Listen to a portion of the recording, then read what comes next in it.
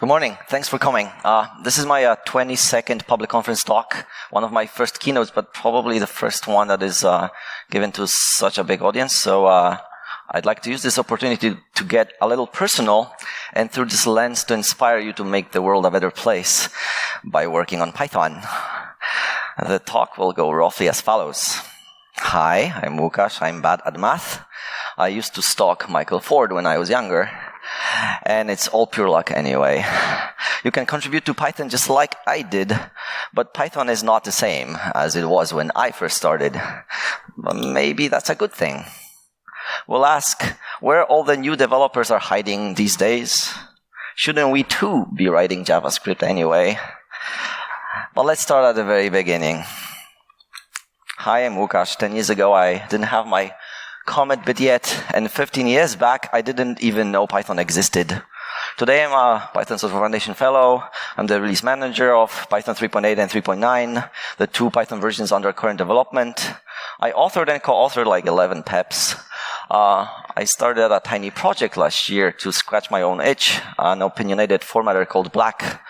Does anybody here use it? Come claim your sticker later. I have stickers for you guys, for you people, for you beautiful people. See, we'll make mistakes. All right.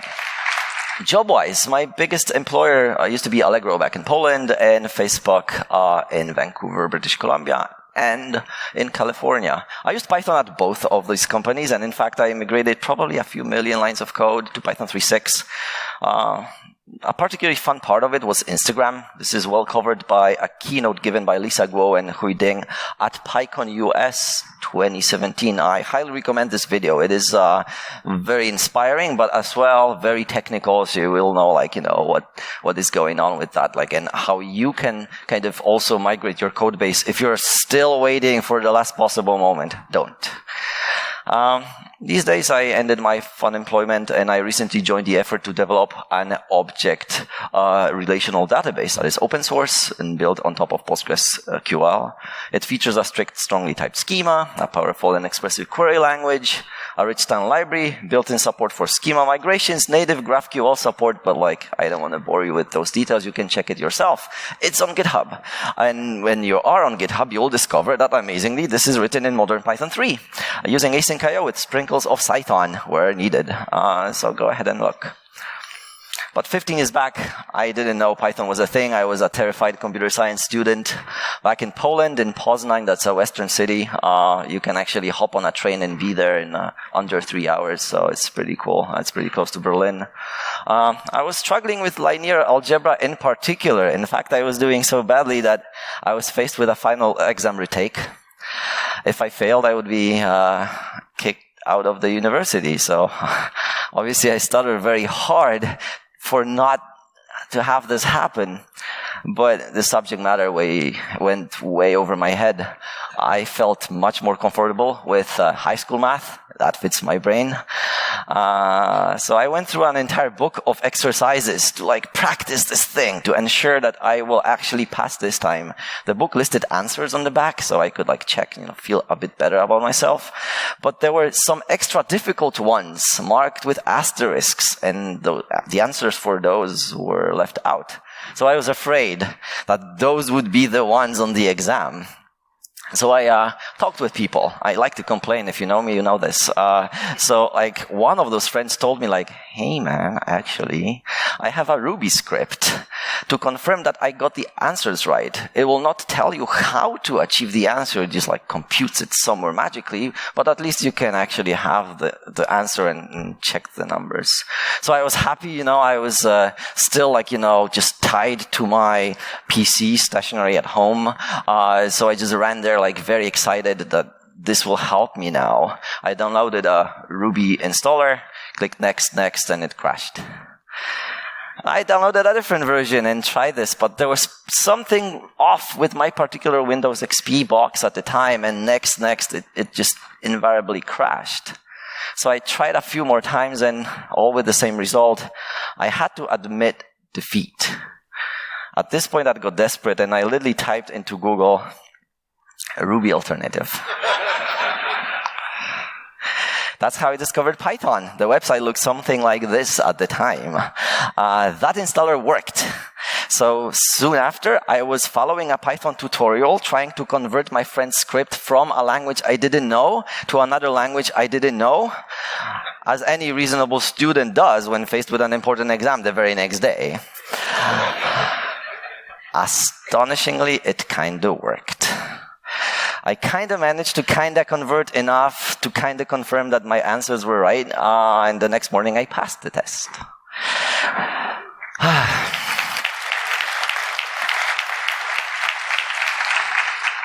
But I'm not here to brag. I'm just here to tell you that had the Ruby installer worked that crucial day, we would not meet here now. I would not be here today. I would probably be at the RubyCon or something. I don't know.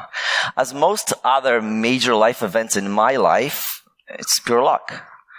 This is something I strongly believe in. All successful people owe a lot to chance. More than most of them would care to admit. For example, like a few years later, I found myself being a coworker of this fine gentleman. That's Kent Beck, creator of Extreme Programming, one of the founders of Agile Software Development, like leading proponent of TDD. And I was just like working with the guy. It was pretty amazing.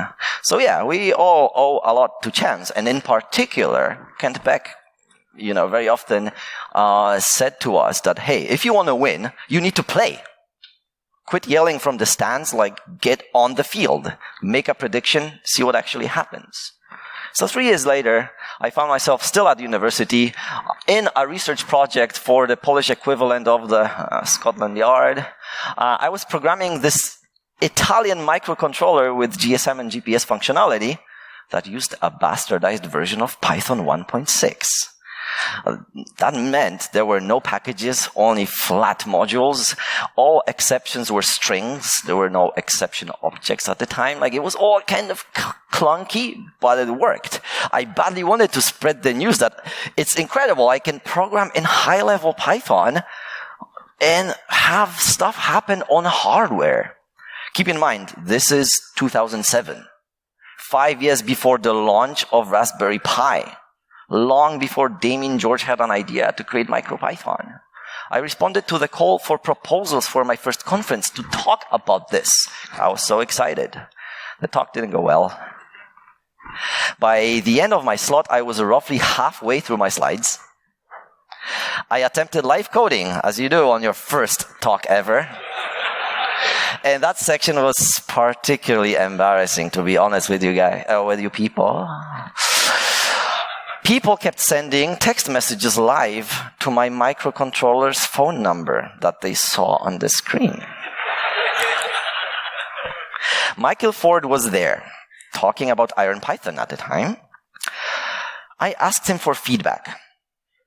And he took me aside and gave me some of the harshest feedback I've ever received, but it was accurate and helpful. So thank you, Michael. 2 years later, I attended EuroPython in Birmingham. That was my first international conference. And Michael Ford, pictured here, was the only face I recognized. So I rather shamelessly followed him around. In fact, you have to believe me that this guy right here, that's me. More importantly, I had no idea what sprints were. And I thought that they are a mandatory part of the event. If you're going on a conference, you have to go to the sprints. I booked hotel and airfare to include the sprint days, and then I found myself on the sprints and I didn't know what to do. Michael was the only person I knew there. So he helped me with some of my first attempts to contribute to Python. That particular sprint was not very productive in the end for me. Sorry, Michael. I wasted too much time on SVN and setting up my laptop environment to even build Python. But the experience taught me a very important lesson. Sprints are amazing. You get to work with actual maintainers on actual problems with their software. You get to see how actual development is done in practice. You have experts on hand to nag about your new problems. And they're very often very forgiving and very helpful. So this is a very safe environment. This is not something you could buy even if you wanted. Again, the fact that I even stayed for the sprints was pure chance and a fair share of naivete on my part. But it was enough to inspire me to attend the following year. So I did. and I got my commit bit a few weeks later. You have to show up. But if you're already on your feet, helping newcomers might have tremendous impact on their future lives. I know it changed mine. I wouldn't be here today without Raymond Hettinger, without Fred Drake, Georg Brandl, and Guido van Rossum. All of those spent tens, and in the case of Raymond Hettinger, hundreds of hours with me, both in person and on the line, often at inconvenient times of day due to time zone differences. I'll forever be in their debt. And today I am the release manager. If I could do it, you can too. But there's a snag. Many core developers rightfully will mention now that, hey, following your footsteps, Łukasz, as I described them, might not be as easy for you as it was for me. Python got much bigger. It has to be much more stable now compared to 10 years back. In other words, most low-hanging fruit are already picked. What's left is the maintenance of an increasingly fossilizing interpreter and standard library. That kind of maintenance is both tedious and tricky, especially for a dynamic interpreted language like Python. With compiled languages, using an old compiler lets you run the resulting binary no problem on new operating systems for years to come.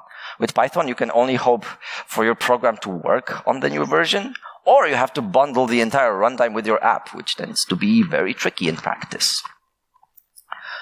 Well, Python is the biggest community-run programming language on the planet.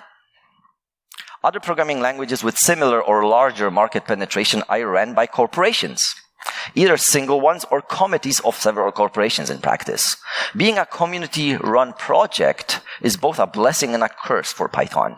It's a blessing because Python is truly free and independent of shareholder pressure, of market swings. It won't be cancelled. It will be there in 10 years, probably 20 plus years from now. I would know. I'll be releasing versions of Python 3.9 all the way through 2025 for you. But being community-driven is also a curse.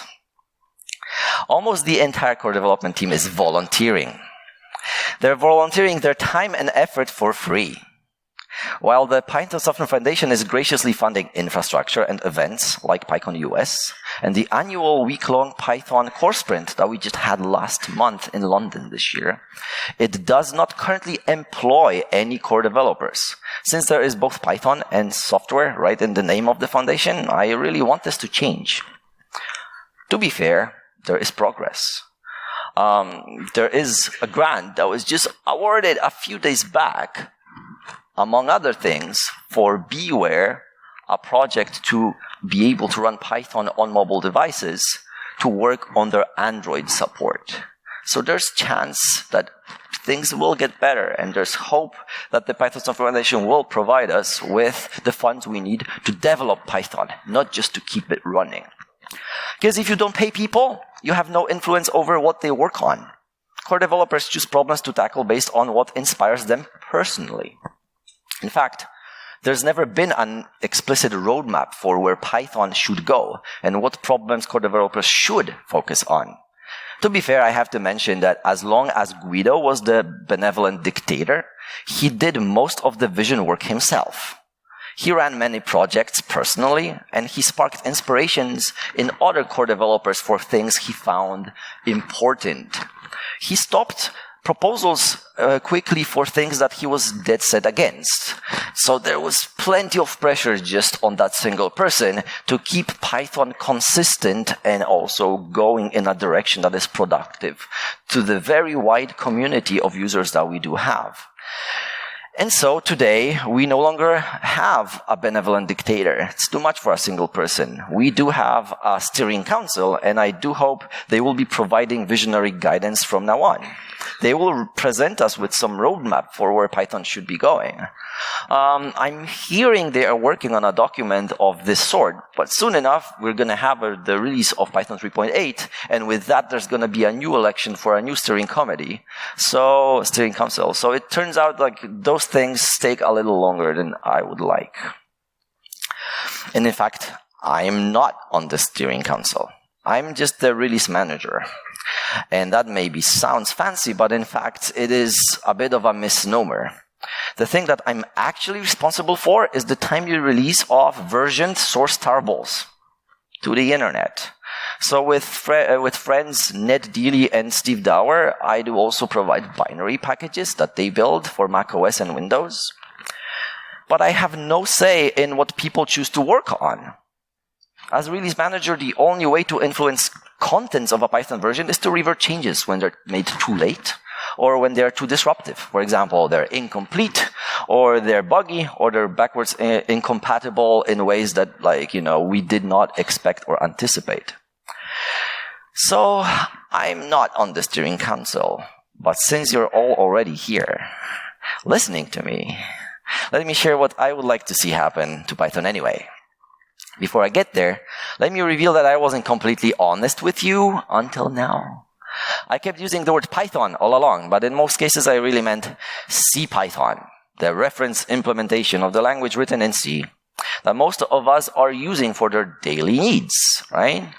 The snag I described applies to CPython alone.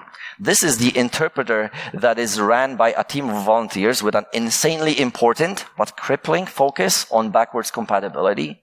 This is the interpreter that is going to be maintained for decades. Drastic changes are thus very unlikely. Because of that, I would argue that if Python stays synonymous with CPython for too long, we'll be in big trouble. Why?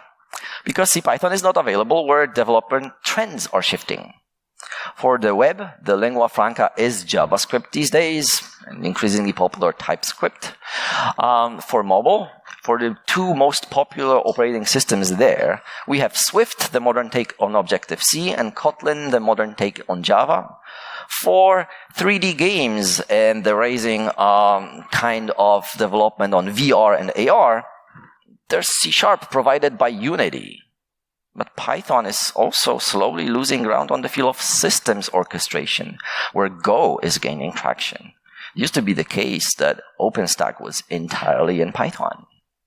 Perhaps if not for the rise of machine learning and AI, that was unforeseen by core developers, Python would not survive the transition between Python 2 to Python 3. So we were really lucky there. But if you think that what I just described is sad, negative, depressing, or fatalistic, think again.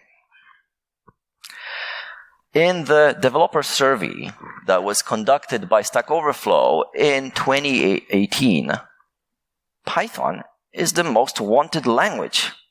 People want to use it. It won by far. So why aren't those people using Python? Let's look at another result from that same survey. Looks like we are the 7th most popular language in use. Looking above, it becomes plausible to think that providing a clear, supported, and official option for client-side web is what Python needs in order to satisfy the legion of people who want to use it.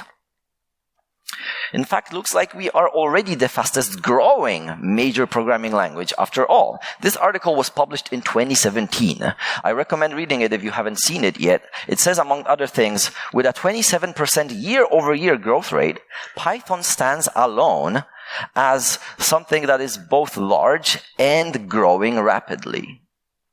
So CPython is doing just fine. But for Python, the programming language, to reach new heights, we need a new kind of Python. And this is where you come in.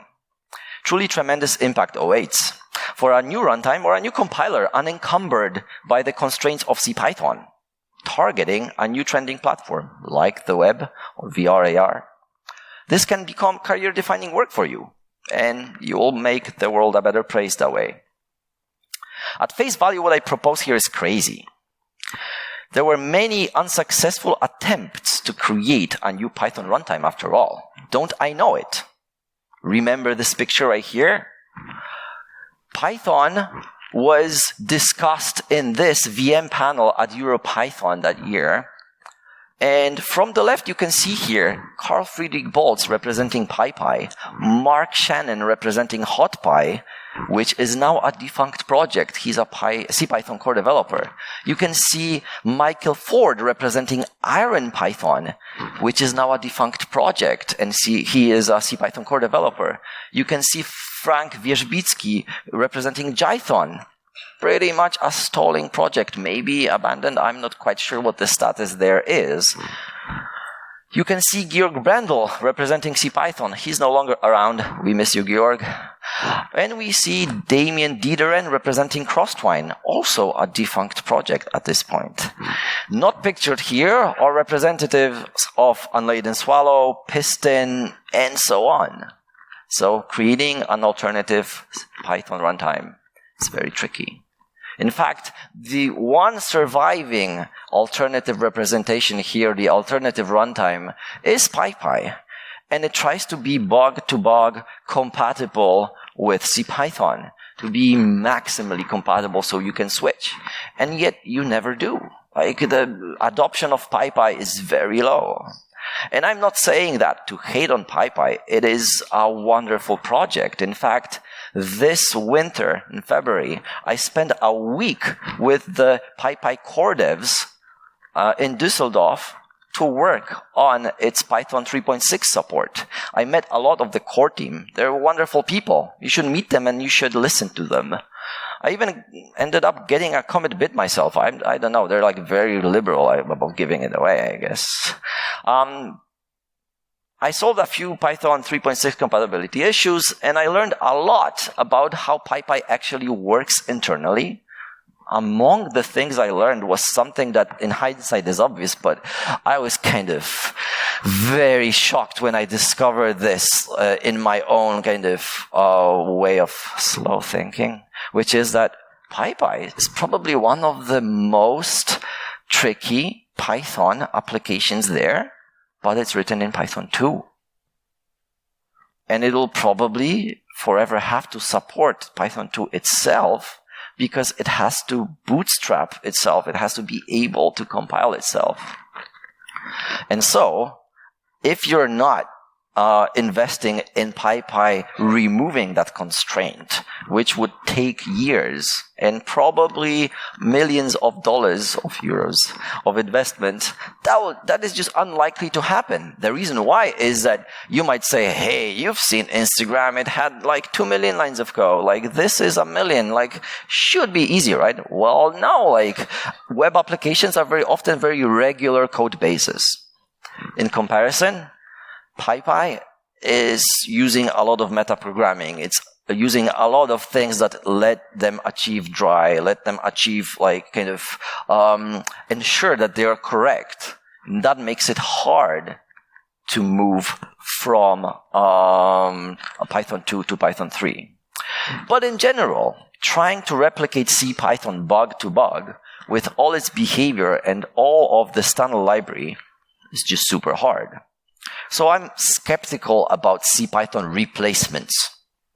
Maybe you could pull it off with north of €1 million and 5 years of development time.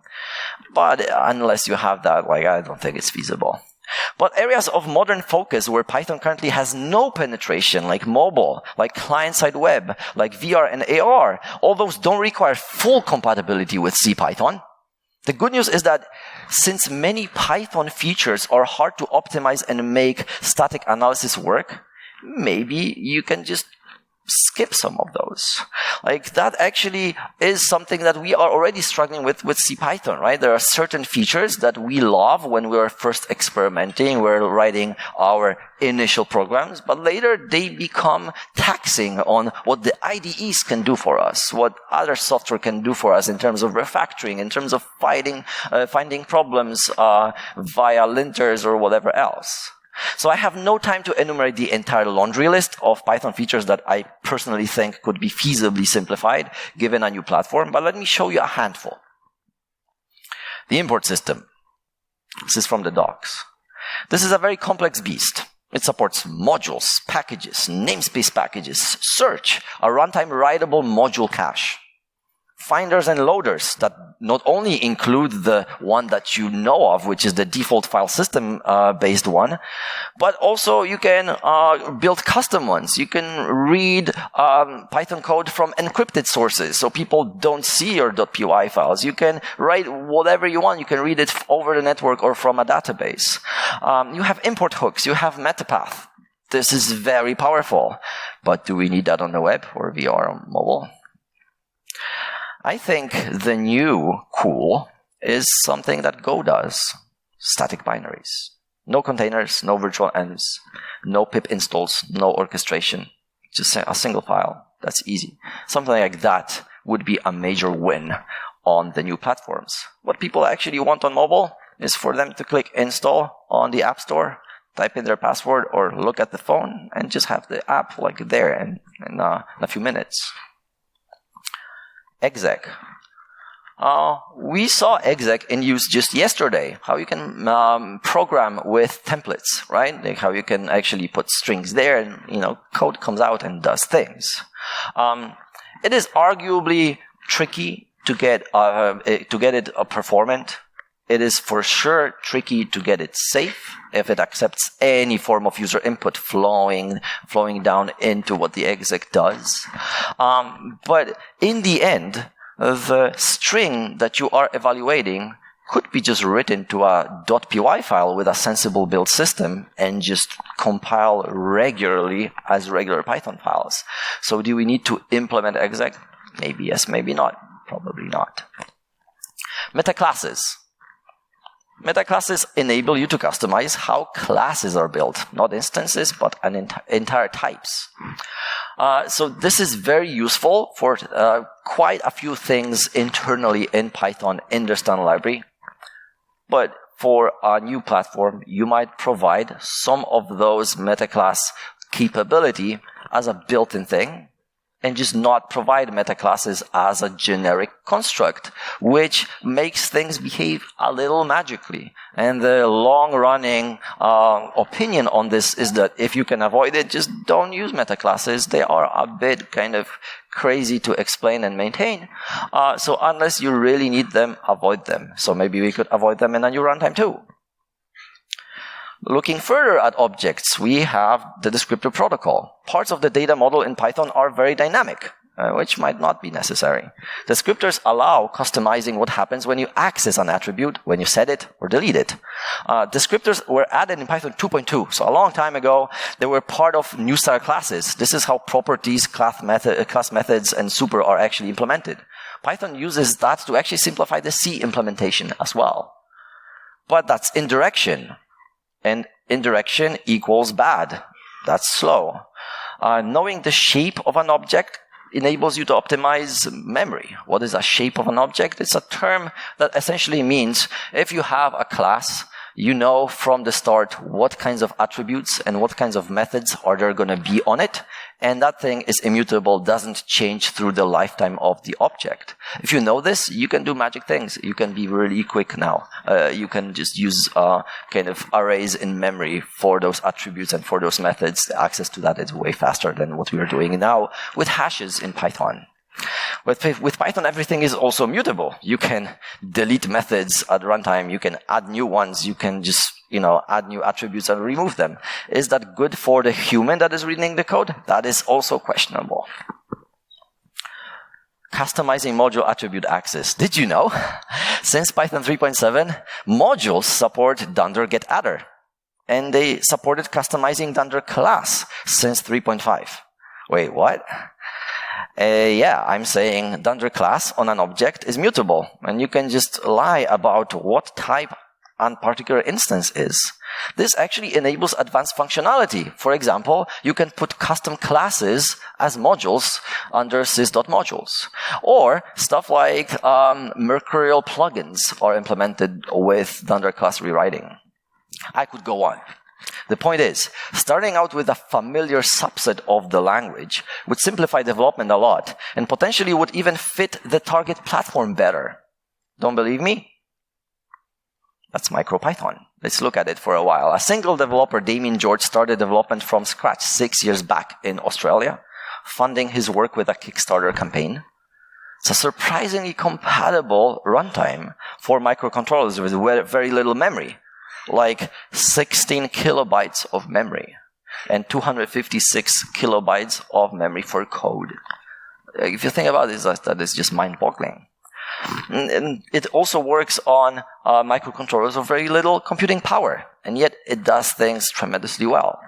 It's used as a teaching platform in the BBC microbit, like in the Adafruit Circuit Playground, and home automation, MIDI controllers. And we just learned yesterday, it'll be sent to space as part of the ESA Euclid mission. It's pretty impressive to me. This is also a game console called Pew Pew that my friend is developing. It's also using MicroPython there. I'm hearing like it is becoming very popular. It was distributed this year at EuroPython. I highly recommend getting one. It's great fun. I actually like to use it. For correctness, I should add that some of the uses I mentioned here are powered by a friendly fork of MicroPython called CircuitPython that is used for education more than actual production uses. For example, you can literally connect it to your computer using a USB cable, and you see it as a thumb drive, and you see Python files that if you save them, it'll automatically reboot the microcontroller so you can see the changes that you made all around, like very quickly. But the reason I'm telling you about MicroPython is that it has a long list of agreed differences with CPython. It's like, hey, the target platform is different. We cannot or are not willing to support some of the things that CPython is known for. So having all this is not crippling for the CircuitPython users, is not crippling for the MicroPython users. In fact, this is what enables the users to learn Python in the first place very often. The BBC microbit is their first forage into hardware programming. And in fact, even though there are lists of things that we don't support in MicroPython, you can still connect the device over USB and press Ctrl-C while your program is running, and you get a familiar REPL. How cool is that? That's pretty impressive to me. You can, for example, execute dir on the board module, and you will get the available pins, the actual physical pins on your circuit board. Like that just blows me away. But you will need Ctrl-C here. Will you need it on client-side web app that is running on your phone's web browser? Probably not. Instead, I think we need a Python compiler for the web. This means we cannot achieve full compatibility with CPython, as CPython enables plenty of dynamic behavior at runtime. Some examples I listed before that we can probably do without. But there are things we cannot do without. To be viable for production use, for professional use, Python on the web must not be orders of magnitude slower than the default language on the platform. That rules out running an interpreter on top of the provided runtime. You will never be as fast as JavaScript away. That's same for mobile, and especially on an increasingly popular intersection, a mobile web browser. You don't want Python to kill your device's battery because you just ran a website that happened to be written in Python. Or you don't want it to be unresponsive. You want it to scroll nicely. You want the animations to be impressive and everything else. So we need a Python compiler for web. That's a hard path, but in my opinion, that's inevitable. Luckily, there's some prior art we can either improve or reuse or take inspiration from. Here we have logos of Nutka, Cython, Theano, Shedskin, Python, and Numba. But the one I wanted to focus on for a moment is the newest kid on the block, MyPyC. It's a MyPy to Python C extension compiler, a dedicated code generator. What it does is it treats your Python code and generates Python C extensions for CPython that are way faster. I think a dedicated code generator like this that targets WebAssembly or Swift on mobile or something is definitely viable. If they can do it with the Python C API, we could do it with this other target platform. So CPython is an interpreter. It runs an evaluation loop over opcodes that you have, for example, in a .pyc file, and dispatches what to do, like at all times, every time, every day, all day. So very often it delegates behavior to dunder methods or some hash lookups. The compiler should not just inline that eval loop to native instructions, since this is just a worse version of the full-fledged interpreter. You cannot PDB it now. You cannot quite see what the interpreter is doing at any given point in time. And that kind of removes some of the flexibility while not providing much speed itself.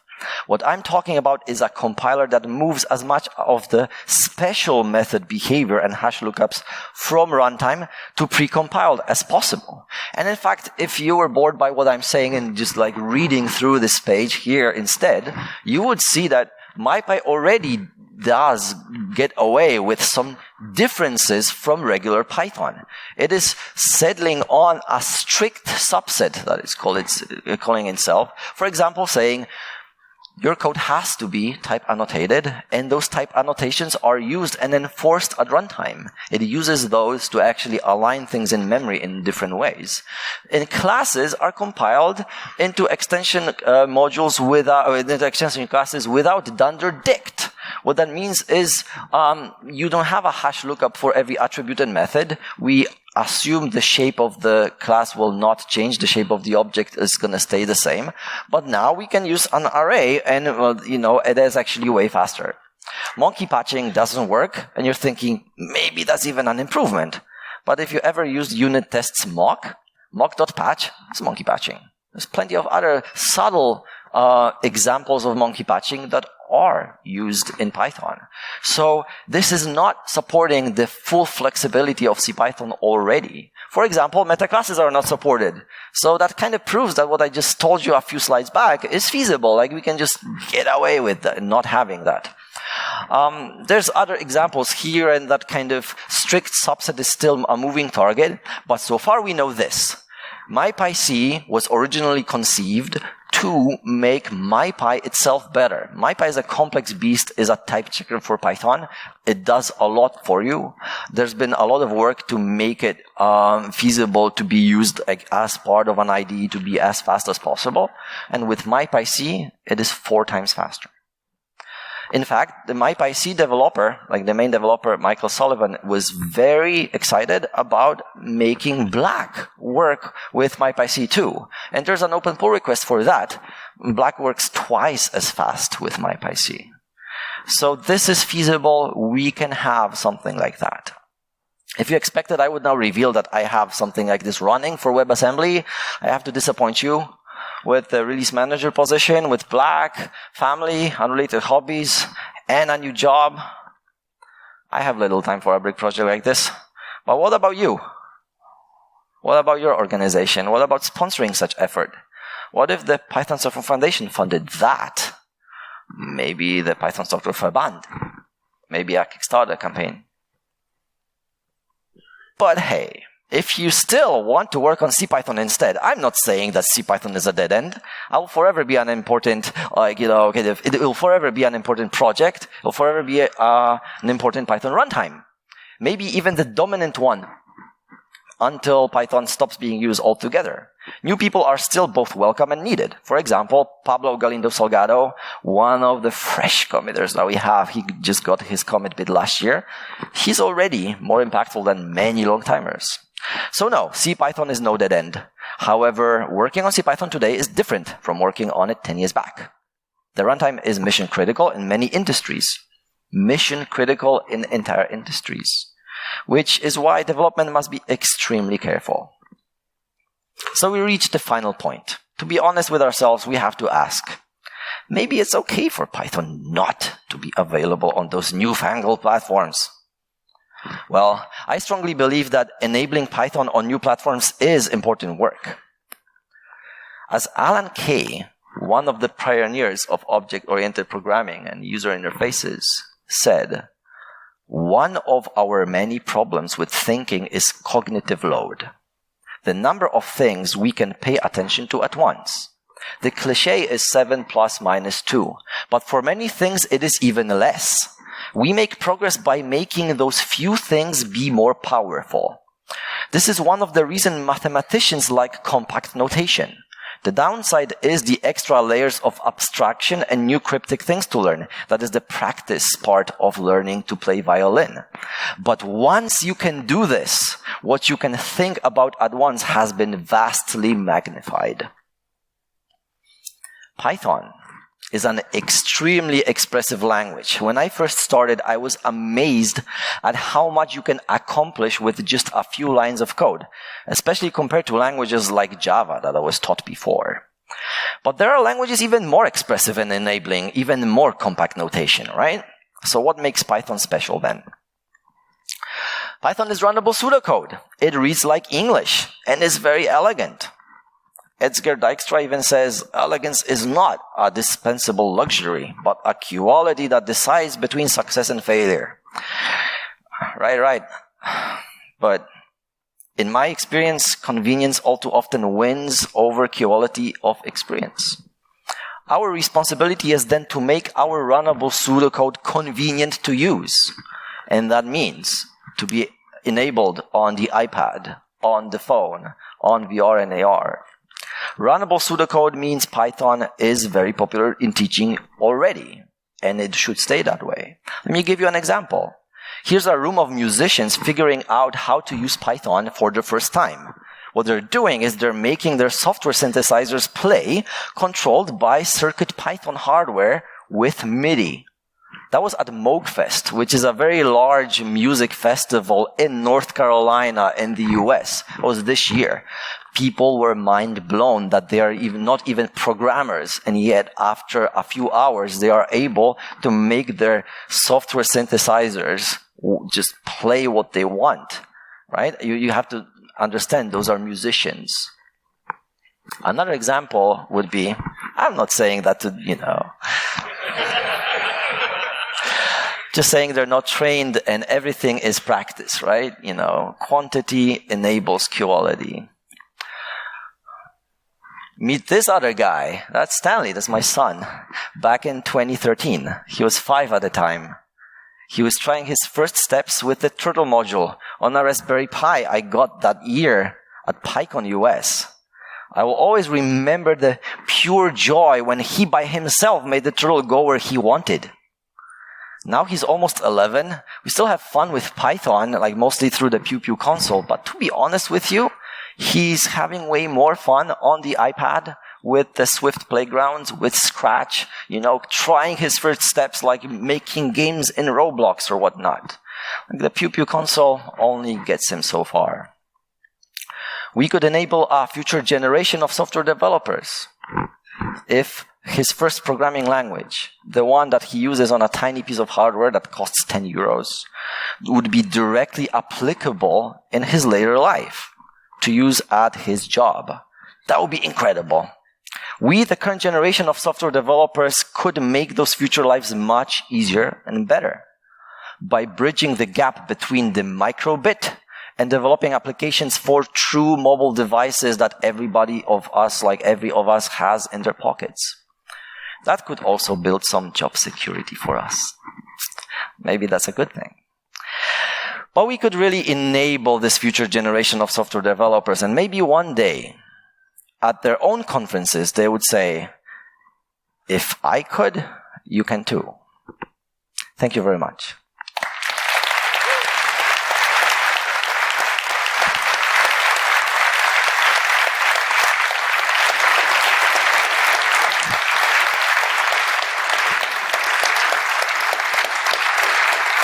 Thank you very much. Questions. Not leaving. Questions. Who has?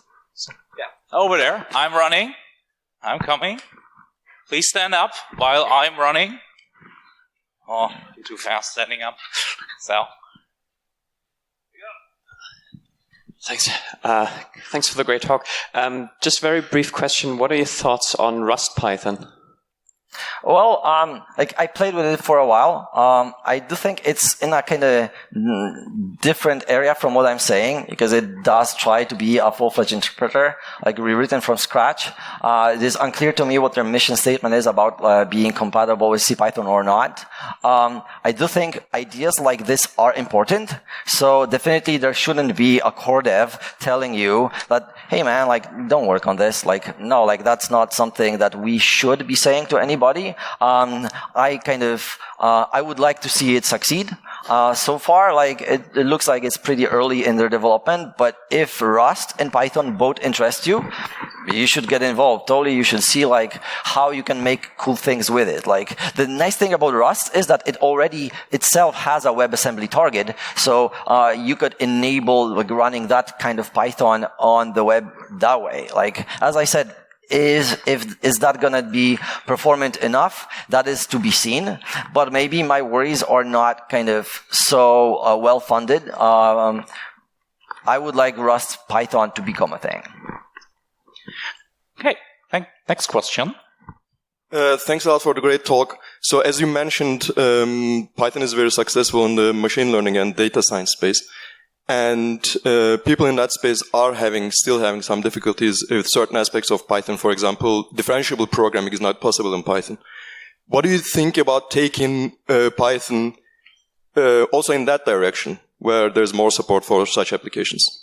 This is an interesting question because for the longest time, like data science was just like kind of its own thing. The core developers were very rarely involved in that space, and this was why, for example, the matrix multiplication operator took so long to be added to Python. It was proposed like a long time ago, and yet it was just rejected as like something that is not important for our user base in general and complicating things for everybody else. And there was always, and it has to be always, this concern like, what if people just start abusing it for something crazy? But yet, in the end, people came back to that same idea and said like, hey, like we really need this. This is really awkward if we don't have it.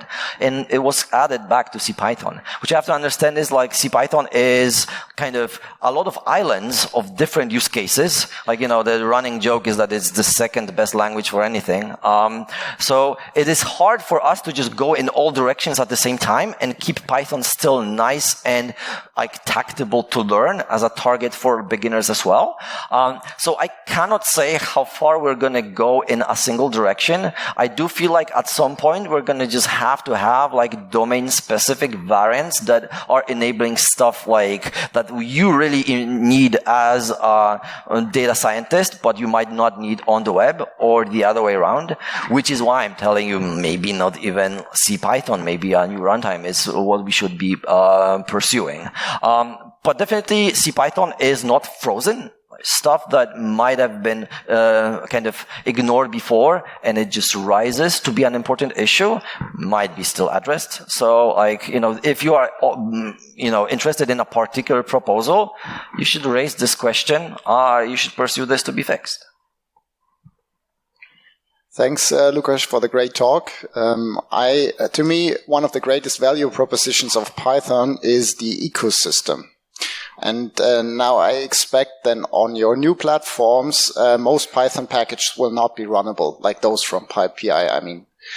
Do you think there's a chance to define a common denominator of different Python implementations so that we can preserve parts of the ecosystem, maybe akin to .NET Standard for .NET Framework and .NET Core? Good question. I think this is most useful if it starts as a grassroots movement, like if we actually know the use cases that we need, instead of just being like this decree from way above. The way I see this is that you are absolutely right. If you have CPython but you cannot import any sensible library, then like it's not kind of useful anymore. However, MicroPython shows that like you don't actually need to have like NumPy available on your microcontroller. Maybe that would be nice, but if it's not there, you will still make do. But on the other hand, there are things you can import on MicroPython that you cannot import on CPython. They don't exist because they are specifically targeted, specifically useful in microcontrollers. This is what I kind of foresee for mobile platforms or client-side web as well. Like, maybe you're going to be able to import the VDOM or something else on the web that just doesn't exist on CPython, but makes perfect sense on client-side web.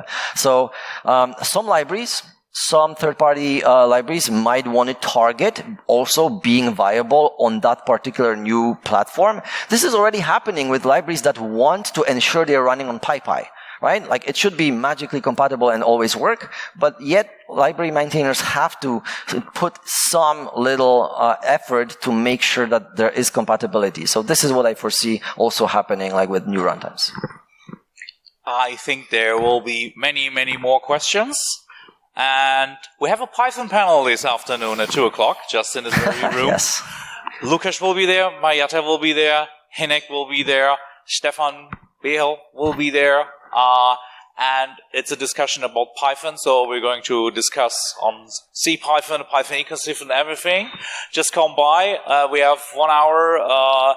We will have a short discussion and then also open to questions to the public. All right. Cool. Thank you so much for this great keynote, Lukas.